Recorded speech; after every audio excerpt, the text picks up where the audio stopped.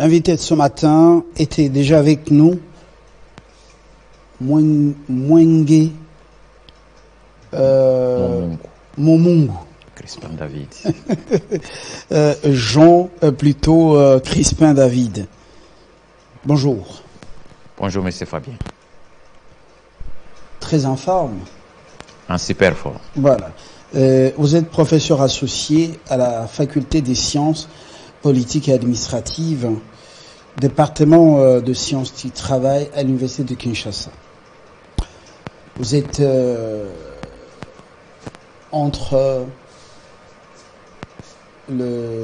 l'alma mater comme enseignant et également praticien de votre discipline dans une entreprise.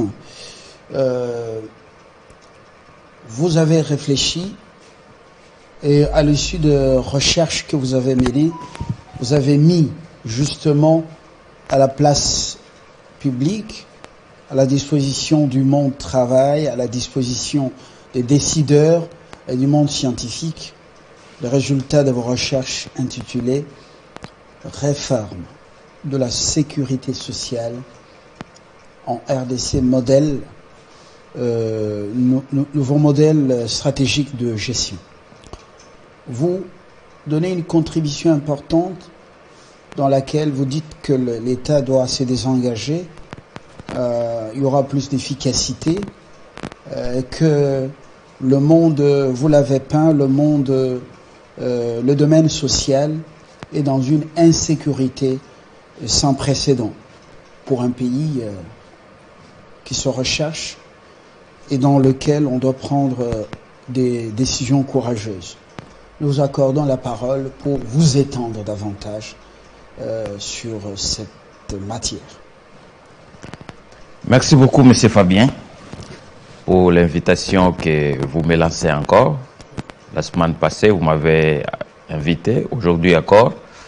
Là, je réalise que notre projet a attiré l'attention de Télé 50 et de vous-même, parce que le problème que nous développons touche également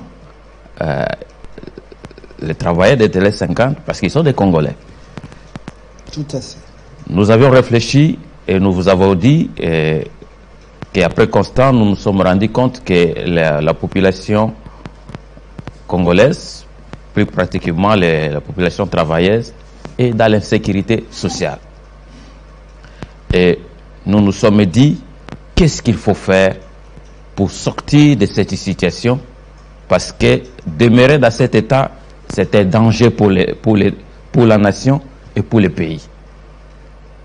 C'est ainsi que nous avons mis en place, nous venons de proposer un nouveau modèle stratégique pour permettre à résoudre ce problème-là. Et nous avons dit, la solution, c'est le désengagement de l'État dans la gestion courante, la diversification des sources alternatives de financement, l'élargissement des branches et le renversement des ratios prudentiels de gestion. Qu'est-ce que vous appelez ratio? Nous appelons ratio parce que le régime de la sécurité sociale ou la sécurité sociale devait être géré selon les normes internationales. Et ces normes-là établissent des ratios de gestion. C'est-à-dire, à ce qui concerne, pour ce que nous parlons, des recettes ou des financements, la priorité devait être accordée aux dépenses liées à la gestion technique, c'est-à-dire la prise en charge des prestataires sociaux. Et non l'inverse tel que nous voyons aujourd'hui, où la priorité, c'est les dépenses de gestion. Et la prise en charge des prestataires sociaux vient les cadets de préoccupation. Il suffit de voir à terme des pourcentages de dépenses. Nous avons démontré dans notre ouvrage. Et pourtant, la priorité, selon vous, devait être, ou selon les autres pays qui nous ont dévancés dans ce domaine, c'est d'abord les prestataires sociaux. Exact. Qui doivent occuper la pole position. Oui. Voilà. Mais aujourd'hui, chez nous, ils sont le cadet des soucis. Oui. Comment changer ces paradigmes? Comment changer ce paradigme? Nous avons dit, nous introduisons une nouvelle stratégie ou des nouvelles stratégies ou techniques dans la gestion, ce que nous avons appelé le New Management public. Nous savons que les organismes gestionnaires de la sécurité sociale, ce ne sont pas des entreprises publiques, mais ce sont des établissements publics. Alors, mais c'est un principe de management, évidemment, qui est appliqué pour les entreprises privées, mais nous allons les adapter aux organismes gestionnaires de la sécurité sociale, qui ne visent pas le bénéfice, mais qui devra mettre en priorité, qui devra mettre avant toute chose la prise en charge des prestataires sociaux. C'est plus simple. Nous allons entrer dans la gestion de chaque organisme pour voir comment il fonctionne. Quels sont les départements? Comment sont gérés? Parce que dans cette gestion-là, nous avons ce que nous avons appelé les R4. Les ressources humaines, les ressources financières, les ressources techniques et les ressources temporaires. Alors, dans tous ces 4 ressources-là, nous allons voir qu'est-ce qui prend beaucoup d'argent. Est-ce que ce sont les ressources humaines? Est-ce que les ressources financières sont rationnellement effectuées? Est-ce que les prévisions qui sont faites, ils sont faits dans le temps? Les mandataires qui sont en place ou qu'on nomme, quels sont les programmes qu'ils mettent dans les 3 ans, dans les 4 ans, dans les 5 ans pour réduire ce déséquilibre-là? Et s'ils n'arrivent pas à le faire, qu'est-ce qu'il faut? Nous avons toute une thérapie qu'il faut mettre en place et nous sommes là pour ça, pour aider ces organismes-là. Eh bien, en quoi justement le désengagement de l'État va faire changer la donne ou faire changer les choses pour que ceux qui ont eu à contribuer pendant leur vie professionnelle puissent effectivement tirer profit de leur contribution, de leur cotisation, et que justement le domaine de la sécurité sociale sorte de l'insécurité. Oui, si nous avons parlé de désengagement, parce que nous ne voulons pas que l'État soit juge et partie. Nous avons dit que ce désengagement ne dit pas l'abandon de l'État. L'État qui est le pouvoir organisateur, doit se limiter à mettre en place ces structures, qui doit se limiter à définir les cadres et doit aussi arriver à contrôler. Mais si l'État lui-même, au-delà de ça, il se met dans la gestion, cette gestion-là ne peut être qu'une gestion politique qui répond à des impératifs des partis politiques et des hommes politiques.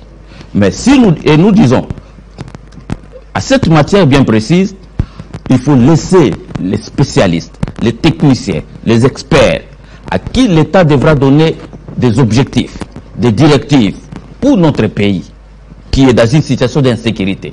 L'État peut dire, pour mon mandat, si je prends un président de la République qui entre en fonction, pour mon mandat, je voudrais que dans une année ou dans 2 ans, parce que le taux de la prise en charge est de 1% ou de 4%, je voudrais que les gestionnaires arrivent à 20%, à 30%.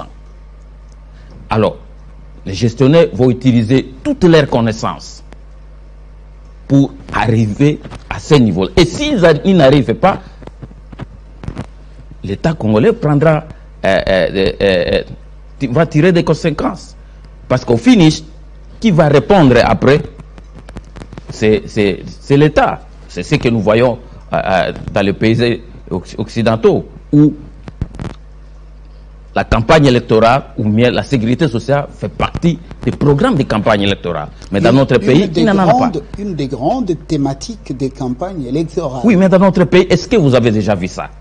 Aucun parti politique dans notre pays, si nous prenons les élections qui viennent de se passer, qui a parlé de la sécurité sociale? Cette thématique était absente. Totalement absente depuis que la RDC existe. Et nos médias et les politiques ou candidats aux différentes échéances électorales, aux différents scrutins, la thématique était absente. Nous voulons que les choses changent. Et même parce que si elles ne changent le pas, l'homme ne sera pas... Le SMIC était également absent. Absente. Est-ce que c'est normal ça? C'est pas normal. Avant d'arriver au désengagement de l'État avec les méandres de la politique qu'on connaît, dites-nous, qu'est-ce qu'il faut pour mettre fin à l'insécurité sociale au Congo? D'ailleurs, combien contribue ou cotise? Secteur privé, secteur public, avec aussi l'inspection du travail, cocktail Molotov, impuissante. Parle-nous justement de cet aspect qui est très important. Comment mettre fin à l'insécurité sociale? Alors, comment mettre fin à l'insécurité sociale dans notre pays? Nous avons dit, parce que lorsque nous parlons de la sécurité sociale, nous voulons faire allusion également aux organismes gestionnaires de la sécurité sociale. Alors, pour arriver à ce niveau-là, ces organismes doivent mettre en place les mécanismes possibles pour recouvrer le plus possible d'argent ou de cotisations, d'une part. Je vous ai dit la fois passée que la plus grande source de financement, ce sont les cotisations. Il y a les employeurs et les travailleurs. Mais dans notre pays, on se rend compte qu'il y a des employeurs qui sont des intouchables. Parce qu'il a tel parapluie, il est membre de tel parti politique, il est telle personnalité politique ou économique plus influente. De ce faisant, il sacrifie ses travailleurs. Et aussi, si nous prenons l'État de passer des membrements, les entreprises publiques, les établissements publics, est-ce qu'ils cotisent tel qu'il se doit? C'est la plus grande question. Mais si nous entrons en profondeur, on va se réaliser que les plus grandes créances viennent de ces établissements publics, de ces entreprises publiques. Mais l'État aussi lui-même est employeur. Si nous prenons pour le régime général, c'est-à-dire tous ceux qui ne sont pas fonctionnaires de l'État devaient être pris en charge par le régime général. Et de par ce fait, l'État, par ces entités-là, nous prenons les entités administratives décentralisées, ils ont des personnels qui ne sont pas sous statut, qui devaient être couverts. Vous voyez ça? Alors, la première démarche est de capitaliser ces recouvrements. Mais au-delà de ça, nous avons réfléchi pour dire... Capitaliser le recouvrement. Ouais. D'abord, chez l'État, le plus grand employeur. Le plus grand employeur. Ouais. Et les dans notre pays. Ouais, d'ailleurs, les gens n'envient pas travailler chez l'État. Ouais. C'est le secteur public et plutôt privé qui est le plus puissant. Ouais. Comme au Japon, par exemple. Oui. Continuez. Alors, nous avons dit les cotisations seules ne suffisent pas. C'est pourquoi nous avons parlé de mettre en place ou d'actionner les mécanismes de sources de financement alternatives. C'est-à-dire, lorsque ces organismes gestionnaires se comportent comme des privés, il faut créer des entreprises. Il faut faire fonctionner le circuit financier national qui va générer de l'argent. Parce qu'il faudra le savoir que les organismes gestionnaires de la sécurité sociale, ce sont des institutions financières non bancaires. Ailleurs, qui sont puissante. Très puissante. Et des institutions financières non bancaires. Et on sent que ce sont des forces. Ouais. En cas de problème, l'État recourt même à ces institutions Exact. financières non bancaires. Exact. C'est-à-dire, ce sont des organismes qui peuvent, au lieu que l'État aille toujours à l'extérieur, chercher des financements, chercher de l'argent, mettront de l'intelligence à l'intérieur pour que tout travailleur ou toute personne sous contrat ou non, donc, qui a un emploi contribue au développement de notre pays par les mécanismes de la sécurité sociale. Est-ce que nous ne sommes pas aussi un pays qui a tout, mais qui ne fait que pleurnicher? Lorsque vous regardez le domaine, par exemple, postal, je fais une digression importante, le domaine postal ailleurs, comme en Suisse, mais c'est pratiquement une institution financière, non bancaire. Oui. Mais regardez notre poste, qu'est-ce qu'elle produit? Rien. Qu'est-ce qu'elle produit, notre poste? Alors, pourquoi on va à l'école, on revient de l'école, on n'innove en rien? Nous faisons tous les jours la même chose avec des résultats piètres. Et nous avons même la main tendue pour qu'on nous donne 10 millions, 13 millions par de grandes puissances et superpuissances. Oui, voilà pourquoi nous voulons que les choses changent au pays, que les choses changent au niveau des organismes gestionnaires de la sécurité sociale. Nous voulons innover, changer et faire engager tout le monde pour que on ne voit pas ces organismes comme des canals boités. Non.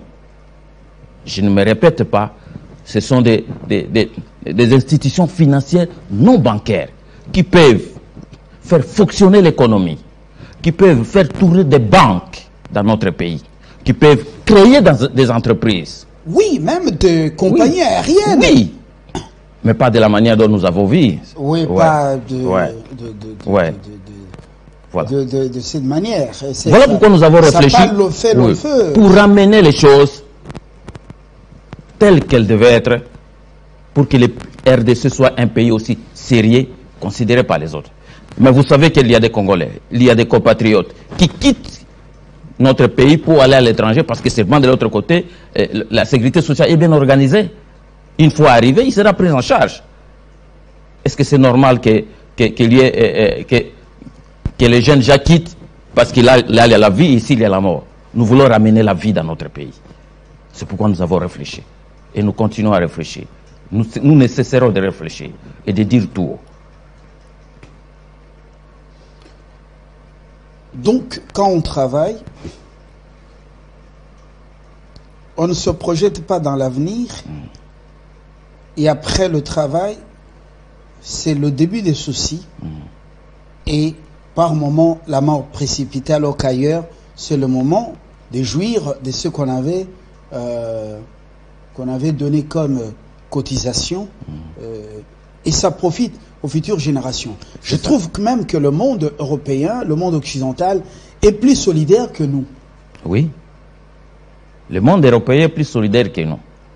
Ici, nous voulons continuer à vivre comme si nous étions au village, où lorsque quelqu'un va à la retraite, il va compter sur ses enfants, sur ses cousins, sur ses neveux. Mais la société a évolué. Ne trouve pas des hommes, des épouses ou des époux qui ont un cœur de chair. C'est fini, vous allez sombrer dans les soucis. Oui, vous allez sombrer dans les soucis. Et encore même, vous risquez de ne pas accepter d'aller à la retraite, même si on vous poussait. Or, il y a une vie après la retraite. Et avant même d'aller à la retraite, parce que la sécurité sociale doit prendre quelqu'un en charge depuis le ventre de sa maman jusqu'à la tombe. Mais vous savez que nos compatriotes à l'étranger ne vivent que des allocations aux enfants à l'étranger. Allocations familiales.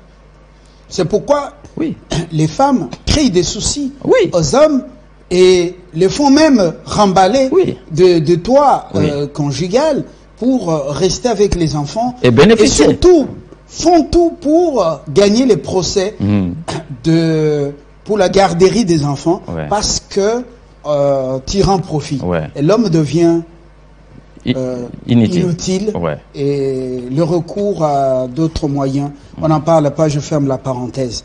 Elles deviennent un souci pour les foyers, Ouais. les Africains Ouais. qui partent. Alors, combattre l'insécurité, l'État ici, je sens que l'État est l'élément moteur. Est-ce que le législateur a déjà fait ce travail? Non. Est-ce que les textes légaux en cette matière ont déjà réformé les choses? Lorsque nous avons parcouru, nous avons interrogé l'histoire, nous nous sommes rendus compte qu'il y a des tentatives, des réformes qui ont eu lieu. Si nous prenons le cas du régime général, à 61, après l'accession de notre pays à l'indépendance, c'est-à-dire à l'époque coloniale, nous avions 3 caisses, et lorsque le pays accède à l'indépendance, on fusionne, on crée la CNSS, l'INSS, excusez-moi. L'INSS a évolué, tantôt établissement public, tantôt entreprise publique, ce qui ne devait pas l'être, parce que la CNSS ne cherche pas, ne peut pas être entreprise publique parce qu'il ne vise pas les bénéfices. Et revient encore l'établissement public jusqu'à la réforme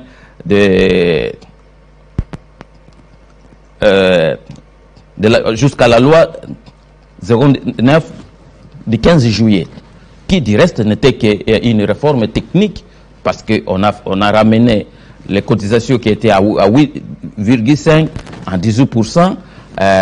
Les branches, on a ajouté une branche, l'allocation familiale, mais le problème de fond n'a pas été jusque-là le problème de la gestion, le problème du management. Donc il faut parce que sinon, les mêmes causes vont produire les mêmes effets. Vous voyez ça?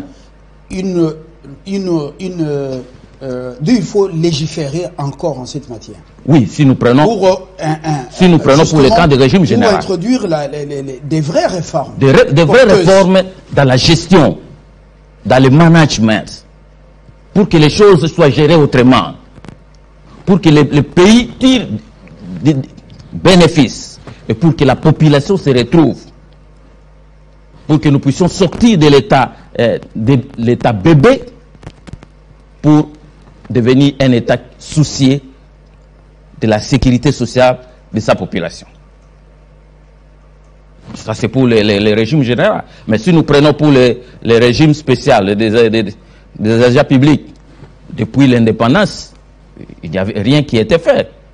C'est simplement en 2015 où les premières tentatives ont eu lieu avec la création des SENSAP, qui aujourd'hui se débat pour faire asseoir les choses, avec le premier conseil d'administration qui vient d'être installé. Donc l'avènement de SENSAP, c'est une bonne nouvelle. Oui, c'est une bonne nouvelle. Du moins sur le plan de la forme. Sur le plan de la forme. Mais si nous entrons dans le fond, jusque-là, le SENSAP ne prend en charge qu'une partie du personnel de l'État, les fonctionnaires. Moi, professeur d'université, je ne me retrouve pas encore dans ça. Qui se retrouve au SENSAP? Ou on dit la SENSAP ou le SENSAP? C'est une caisse. C'est une caisse. Ah, la SENSAP. Ouais. Qui se retrouve? Qui est concerné par la SENSAP? En principe. Les secrétaires généraux? Non. Directeurs? En principe, selon les textes, sont assujettis au régime général de la sécurité sociale des agents publics de l'État, les fonctionnaires et les personnels de l'État, c'est-à-dire les agents publics de l'État, c'est-à-dire qui ne relèvent pas de la fonction publique comme strictement classique. Les enseignants, les magistrats, les médecins, les enseignants de l'école primaire, secondaire, l'université, les militaires, les policiers. Allez poser la question aux policiers. Allez poser la question aux militaires. Est-ce qu'ils se retrouvent? Non, jusque-là. c'est qu'il y a encore un problème. Donc c'est déjà un pas. Pourquoi 7 ans d'Iran, pourquoi 7 ans d'Iran, la caisse ne décolle pas, en dépit des efforts qui sont en train de faire? C'est qu'il y a un problème. Qu'est-ce qu'il faut faire? Ce qu'il faut faire, consulter tous les partenaires qui sont assujettis pour parler clairement pourquoi. Jusque-là, il n'y a que les fonctionnaires et les autres ne se retrouvent pas. Vous voyez ça? Lorsqu'on va parler de ça, on va entrer également dans la gestion. Comment elle est gérée? Même si à ce niveau-là, les premières tendances sont quand même bonnes, parce qu'ils sont évalués à ISO, mais pas les cas de la CNCS. ISO, pour ceux qui nous suivent, c'est quoi? Non, c'est les standards internationaux. Ah, d'accord. Ouais, dans la gestion. Je vois, c'est un code. Ouais. Voilà. Bon, là, nous parlons simplement des caisses. Mais la fois passée, je vous ai parlé, il y a encore une autre catégorie de travailleurs ou de personnels qui ne se retrouvent pas, les indépendants. Les indépendants. Lorsque nous parlons des indépendants, c'est-à-dire quelqu'un qui travaille pour son propre compte. Oui. Mais à la fin du mois, ou à la fin d'un travail, il a une rémunération, ou il a un revenu. Est-ce qu'il faut les laisser? Et je trouve que c'est cette catégorie même qui pose beaucoup de problèmes à l'État, et qui pose beaucoup de problèmes lorsqu'ils sont dans des détresses. Ils lancent les alertes. Maman Talela Bissoli Kamboyo. Maman, hier c'était Maman Olive Aujourd'hui c'est Bissoli Kamboyo. Ouais. Aujourd'hui Maman Denise Talela Bissoli Kamboyo. C'est pas normal. Maman Fachi Bossala quelque chose. Ouais. Au lieu d'arriver à ce champ, ouais. Y a moyen d'anticiper pour pouvoir mettre les gens, sécuriser quand même la vie des gens. Nous y avons réfléchi. La délocalisation de ceux qui sont dans les zones à problème, ouais. Kinshasa, ouais. Ça ne devait pas nous faire tourner la cervelle. Ouais. Ça devait être automatique. Ici, c'est dangereux. On vous délocalise pour tel coin où, par exemple, les conditions d'accueil sont déjà acceptables. Par exemple. Nous y avons réfléchi pour dire c'est possible de les organiser pour qu'eux aussi bénéficient de la sécurité sociale, pour qu'eux aussi bénéficient de la répartition des richesses de l'État, mais aussi qu'ils contribuent au développement de notre pays. Parce que je vous ai parlé, la fois passée, la tridimension de la sécurité sociale, la solidarité nationale, la répartition des richesses de l'État et les organismes gestionnés comme des acteurs de développement socio-économique. C'est possible. Mais on sent que les réformes dans notre pays, surtout dans ce secteur, se limitent au niveau de la forme. Ouais. Et le fond est abandonné. Ouais. Est-ce que c'est pas fait à dessein par des politiques au Parlement et au gouvernement? Oui, nous savons que c'est fait en dessein parce que ces organismes-là, une fois gérés par les politiciens, deviennent des vaches laitières pour les partis politiques, pour les hommes politiques. Et la population est abandonnée à elle-même. Les assujettis sont abandonnés à elle-même. Parce que cet argent-là, ce n'est pas l'argent de l'État, mais c'est l'argent des travailleurs. Et quand le travailleur cotise, une fois la retraite, ce qu'on lui donne est d'abord très insuffisant quand même. Ouais. La part du lion revient au fonctionnement, à la gestion courante, ouais. et aux mandataires publics. Ouais. C'est quand même. Est-ce que c'est pas suicidaire? C'est pas suicidaire quand même? Oui, c'est suicidaire et pour l'État et pour la population, parce que nous avons dit que aujourd'hui M23 est vaincu, mais la bombe en l'intérieur du pays est encore là. Parce que l'absence de la sécurité sociale peut constituer une insécurité politique, une insécurité, comme j'avais dit, classique. C'est une bombe. Mais comme vous avez dit également l'autre fois, c'est gérable. C'est pourquoi nous faisons des alertes, pour qu'on commence à réfléchir. pour qu'on commence à gérer ce qui peut être géré. Parce que nous ne voulons pas vraiment. Et ici, nous faisons appel au président qu'il termine son mandat sans lancer les jalons pour l'organisation de la sécurité sociale pour l'année prochaine. Nous avons apprécié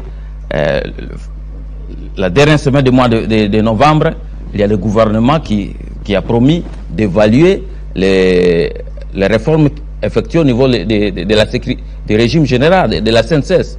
Nous disons, c'est bien, mais nous avions bien voulu que le gouvernement fasse d'une pierre deux coups, de convoquer les états généraux de la sécurité sociale pour traiter de tous ces points-là, afin de baliser. Parce que nous voulons, la finalité, c'est quoi? Que dans notre pays, que nous ayons une politique publique de la sécurité sociale. Ce qui n'existe pas encore. Ce n'est pas normal. Je pense que comme le gouvernement commence à sortir du sommeil, qu'il aille jusqu'au bout.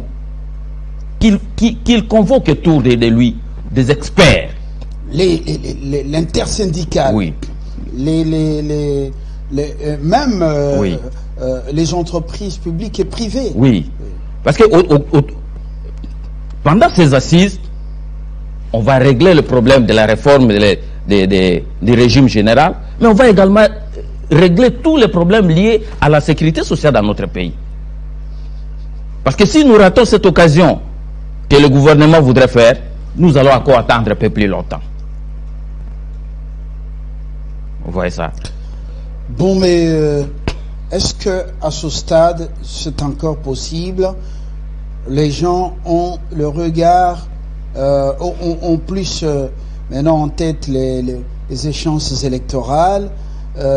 Si ça peut s'inscrire comme l'une des thématiques des campagnes chez certains candidats avertis, pas populistes, mais il faudrait attendre peut-être après les élections avec les dirigeants dont le mandat seront renouvelés ou de nouveaux dirigeants pour peut-être en parler. Est-ce que ça vaut la peine maintenant? Est-ce que c'est le momentum? Oui, nous disons que le moment est arrivé. Le moment est arrivé. Parce que pour le pouvoir en place, s'il veut aller pour un second mandat, il ne peut pas entrer dans ce second mandat sans planifier comment asseoir ou d'abord comment mettre en place une sécurité sociale sécurisante et pour tous. C'est le moment de réfléchir. Vous allez en campagne pour promettre, mais vous n'avez encore rien fait. Mais si déjà la population voit le premier geste de bonne foi pour une couverture de la sécurité sociale totale, ce qui viendra pendant la campagne va confirmer les premiers actes. Mais si rien n'est fait, 5 ans c'est petit, mais on a commencé quelque part, jeter les jalons et pour bien évoluer. Parce que c'est possible. Pourquoi? On ne peut pas remettre à demain ce qu'on peut faire aujourd'hui. Pourquoi, lorsque les familles sont en difficulté, deuil, maladie, autres, pourquoi et la douleur devient double? Pourquoi les gens pleurent beaucoup? Oui, les gens pleurent beaucoup. Est-ce que c'est à cause du départ ou de ce qui arrive à la famille, ou c'est à cause de calvaire maintenant qu'on va affronter pour pouvoir aller faire reposer le corps de celui qui est parti dans la dignité, ou gérer la famille après? Pourquoi la douleur est double au Congo? Mais la douleur est même triple. Parce que non simplement la personne qui est morte, il faut engager des frais pour l'enterrer. La douleur est double encore pour la veuve. Qu'est-ce qu'elle deviendra? Pour les orphelins aussi. La douleur encore est triple pour les orphelins. Qu'est-ce qu'ils deviendront? Mais si le système de la sécurité sociale est mis en place et fonctionne comme il se doit, la perte ou le départ du monsieur, oui, c'est une disparition, mais la femme ou la veuve sait qu'elle sera bien prise en charge. les enfants savent que notre papa était assuré, nous, enfants à l'âge scolaire, nous serons pris en charge. Mais si tout cela n'est pas là, et si la famille n'était pas organisée, et si les enfants étaient encore à l'âge scolaire, ça devient un problème. Et les corps, là, dans une digression aussi importante, les corps font autant de mois dans des morgues. Parce que c'est le chemin de combattant, le parcours de combattant pour pouvoir arriver à enterrer dignement la personne décédée. C'est terrible ça. Et ça peut être source de problèmes de santé. Parce que pendant que le corps est là, vous ne pouvez rien faire. Vous êtes africain. C'est le deuil installé à la maison, c'est ça. Oui. Et vous ne voyez pas que le Congolais est tué doublement ou le Congolais s'est tué doublement. Oui, nous avons vu des cas où plus le corps a traîné à la morgue, une fois qu'on enterre le monsieur, la maman aussi suit directement parce qu'elle n'a pas pu supporter rester à l'africaine à même le sol des jours, des semaines. Des mois. Oui, vous n'avez pas dit des mois. Parce qu'il faut qu'on fasse des cotisations oui. pour enterrer. Ouais. La tombe coûte cher. Ouais. Les privés ont multiplié les cimetières. Et l'État, apparemment, n'est resté qu'avec le cimetière de Kintambo et de la Gombe qui est déjà plein. Ce sont les privés qui sont des commerçants aujourd'hui dans ce domaine. On vous vend la place pour les morts et à quel prix par moment vous restez sans nourriture. C'est vraiment de l'asphyxie sociale. Nous savons que la norme SAED de l'Organisation internationale du travail a fixé les normes minimum de la couverture des branches. Mais au regard des réalités de chaque pays, les nôtres, nous pouvons nous dire, au-delà des normes minimum, M. Fabien, lorsqu'on parle de minimum, c'est-à-dire le plus bas possible que tout pays membre de l'OIT devrait assurer comme couverture. Tout ce que nous disons ici, nous devrions aller au-delà de ces minimums-là, voir encore quels sont les problèmes sociaux dans notre pays, notamment les cas de décès pareils. Oui. Ouais. Est-ce que l'État devait permettre aux privés de faire les affaires dans ce domaine pour asphyxier les familles des Congolais comme ça? Ça, c'est une autre question, que le gouvernement devait s'occuper de ça. Ça, c'est une autre question. Mais ici, nous faisons appel vraiment au gouvernement, parce que nous avons même écrit à ce sujet-là. Quelqu'un qui n'a pas grand-chose, qui ne gagne pas grand-chose. L'hôpital va le dépouiller, le faire endetter avec ses supermarchés hospitaliers et cliniques et autres. On vous regarde d'abord avant de recevoir votre patient. Regardez la facture. Je parle, suivez mon regard ici, à côté ici, dans un hôpital qui porte le nom d'une autre commune, mais installé dans une autre commune. La personne part, vous vous endettez encore pour aller lui permettre de reposer en paix. Lui, il repose en paix, vous restez dans les troubles. Pourquoi on ne peut pas changer les choses? C'est possible de changer. C'est un problème d'organisation. Organisons-nous. Écoutez les chercheurs qui attirent l'attention du pouvoir public pour dire on peut refaire ce pays parce que les travaux de recherche ont démontré que c'est possible. Celui qui ne gagne même pas $500 ou $1000, mais l'hôpital lui demande la caution de $1000. Le lit ou la chambre de l'hôpital, c'est 500 000 francs congolais le jour, donc nuitée. Et puis après, s'il fait 2 mois là-bas, faites vous-même le calcul. Et après, la suite vous connaissez. Il doit aller enterrer quelqu'un qui est mort de maladie par manque de moyens. il est mort sans médicaments, mais il doit l'enterrer moyennant $2000. Je ne sais pas, est-ce que le nombre de morts dans notre pays, c'est pas dû à cette asphyxie sociale et financière? Oui, lorsque nous voyons les cas des différents morts qui se suivent, je pense que nous pouvons trouver beaucoup d'explications sur les raisons des morts. Les médecins vont nous expliquer un problème de santé publique. Les sociologues de la santé peuvent nous expliquer de tout ça.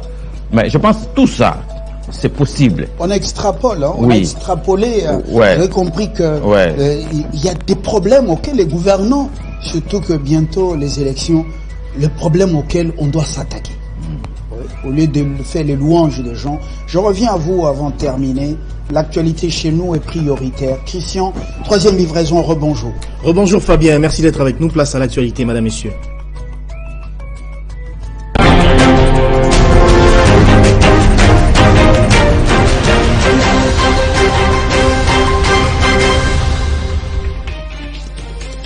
Environ 20 corps sans vie découverts dans 5 villages de la chefferie de Walese-Vonkutu au territoire d'Irumu. Nous sommes en province de l'Ituri. D'après les ONG de droits de l'homme qui livrent cette information, ces personnes ont été tuées par les terroristes des ADF.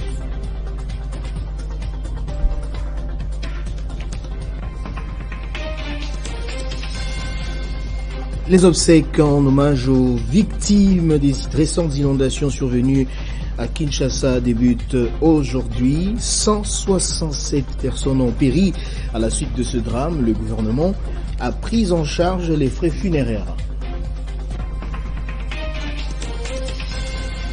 Et puis une délégation des députés de l'Assemblée fédérale de Russie a rassuré Christophe Mbosso, président de l'Assemblée nationale de la RDC, de l'attachement de la Russie à l'intégrité territoriale des États africains et surtout de la RDC. La Russie se dit favorable à coopérer avec la République démocratique du Congo pour l'aider à faire face aux forces négatives. Et puis la France condamne le soutien du Rwanda au mouvement rebelle du M23 qui a massacré au moins 131 civils fin novembre en République démocratique du Congo. Une intervention qui intervient après celle des États-Unis et de l'Union européenne. Mais Paris est-il sincère dans sa position? S'interrogent plusieurs observateurs. Le parti politique de l'opposition Ensemble pour la République s'est réuni en congrès extraordinaire ce mardi à Lubumbashi dans la province du Haut-Katanga en vue de désigner son prochain candidat à la présidentielle. Son président Moïse Katumbi a regagné la province lundi. Dans le monde, inquiétude après la validation des expulsions des demandeurs d'asile vers le Rwanda par la Haute Cour britannique. En avril, le gouvernement conservateur de Boris Johnson avait choqué en annonçant un partenariat avec Kigali pour y envoyer des migrants au seul motif qu'ils seraient arrivés illégalement au Royaume-Uni sans visa. Ce titre vous seront développés dans la grande édition de 13h. Entre-temps, l'actualité reste en continu sur Télé 50.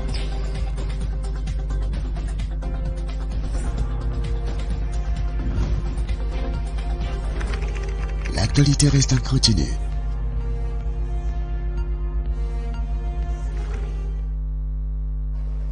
Merci Christian. C'est donc le temps pour nous de jeter l'encre. Mais vous allez faire une conclusion parce que c'est vous l'expert en la matière. Vous allez faire une conclusion avant de nous séparer. Vous avez cette caméra, vous adressez à tous les partenaires du monde de la sécurité sociale et vous résumez votre contribution en termes de réforme. Merci encore une fois de plus, Monsieur Fabien.